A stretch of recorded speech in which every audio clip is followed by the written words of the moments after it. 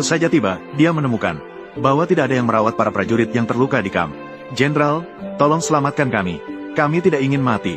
Kami tidak ingin mati. Tolong selamatkan kami, Jenderal.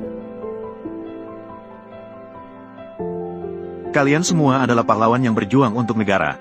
Saya, Su Siyu, tidak akan membiarkan kalian mengalirkan darah dan air mata. Wanita itu dengan marah memanggil tabib militer. Namun tabib itu berkata bahwa bukan mereka tidak mau mengobati, melainkan pemerintah tiba-tiba memutus pasokan obat di kamp militer. Jadi dia mencari tabib istana. Tabib Fu bertanya, karena beberapa tahun yang lalu tabib Fu pernah menyelamatkan nyawanya. Oleh karena itu, dia sudah berjanji untuk menikah dengan tabib Fu. Mendengar wanita itu bertanya, tabib Fu baru berkata bahwa itu karena putra mahkota telah mengeluarkan perintah untuk memberikan semua obat kepada pasukan kekaisaran. Kebetulan saat itu putra mahkota juga datang.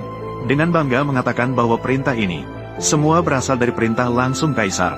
Dan jika dia ingin menyelamatkan nyawa para prajurit yang terluka, dia harus menyerahkan kekuasaan militer dan simbol komando. Ketidakberdayaan kaisar dan putra mahkota segera membuat para prajurit semakin marah. Sekarang yang berdiri di depanmu adalah Raja Pengendali Utara, Panglima Angkatan Bersenjata Besar Zhou, yang juga memimpin Jenderal Tinggi Kantor Strategi Surga, yang memimpin 300.000 tentara besar Zhou.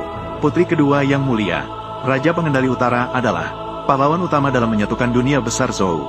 Kau bahkan ingin merebut kekuasaan militernya. Pahlawan utama, betapa mengesankannya.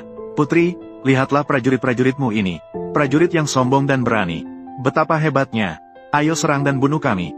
Wakil jenderal tanpa ragu langsung ingin menyerang. Namun wanita itu akhirnya menahan diri, agar tidak membuat prajurit yang terluka di medan perang mengalirkan darah dan air mata. Dia tetap memilih untuk menyerahkan tanda komando tentara. Melihat itu, putra mahkota langsung merasa bangga. Bahkan meminta dia untuk berlutut, untuk menyerahkan tanda komando kepadanya. Tanpa disadari, pada saat ini kehidupan putra mahkota sudah memasuki hitungan mundur.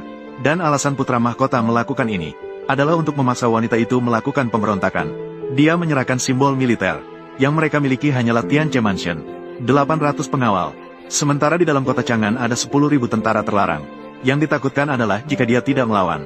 Ini juga merupakan kehendak ayahanda. Aku setiap hari memberi kalian makanan laut. 10.000 melawan 800 bisa menang. Jawab aku. Kami adalah profesional.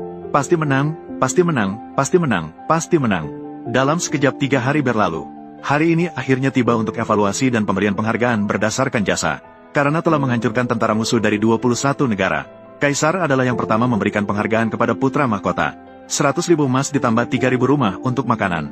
Sebagai penghargaan atas jasanya di belakang. Dalam menyediakan persediaan makanan.